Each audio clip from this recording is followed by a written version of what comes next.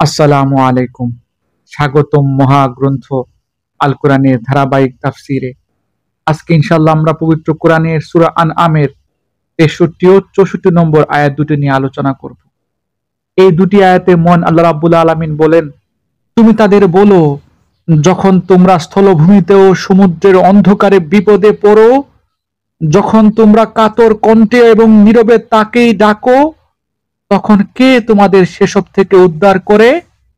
কাকে তোমরা তখন বলো, হে মালিক, আমাদের তুমি এ বিপদ থেকে বাঁচিয়ে দাও, তাহলে আমরা তোমার কৃতজ্ঞ বান্দাদের দলে শামিল হয়ে যাব। তুমি বলে দাও, হা, আল্লাহ তাআলা তখন তোমাদের সে অবস্থা থেকে এবং অন্য অন্য যাবতীয় বিপদ আপদ থেকে বাঁচিয়ে দেন। তারপরেও তোমরা তার সাথে অন্যদের শরীক করো। আলহামদুলিল্লাহ, চমৎকার দুটি আয়াত। আল্লাহ রাব্বুল আলামিন ক্ষমা করুন, এই দুটি আয়াত আমাদের হৃদয়কে নাড়া দিচ্ছে।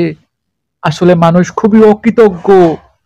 বিপদের ঝড় যখন আমাদের জীবনকে গ্রাস করতে আসে, যখন নদীর ঢেউ নৌকাকে উল্টে দিতে চায়, যখন দুঃখে কষ্টে বুক ফেটে যায়, তখন আমরা সবাই একসাথে হাত তুলি আর কাঁদি, বলি, হে আল্লাহ, যদি তুমি আমাদের এই বিপদ থেকে রক্ষা করো, আমরা তোমার কৃতজ্ঞ বান্দা হয়ে যাব। কিন্তু হায় হায়, বিপদ যখন কেটে যায়, জাহাজ যখন তীরে পৌঁছে যায়, অসুখ যখন সেরে যায়, আগুন যখন নিভে যায়, আমরা আবারও আল্লাহকে ভুলে যাই।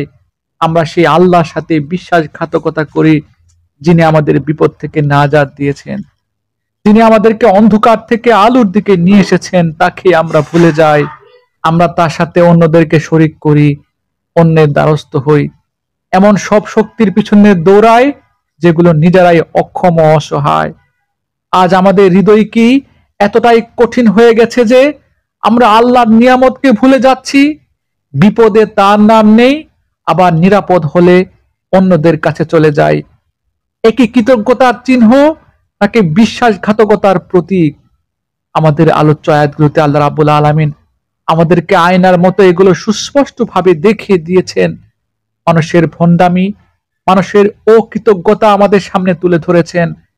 হে আল্লাহ, তুমি আমাদের ক্ষমা করো, আমাদের অন্তরকে সত্যিকার অর্থে তাওহীদের উপর দৃঢ় করো।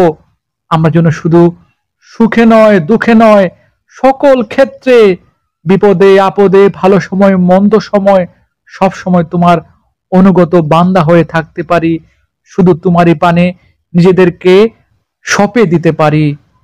আল্লাহ রাব্বুল আলামিন আমাকে সহ আপনাদের সবাইকে আজকের আলোচ্য আয়াতগুলো থেকে শিক্ষা গ্রহণ করার তৌফিক দান করুন। এই প্রত্যাশা এখানে শেষ করছি। ধন্যবাদ।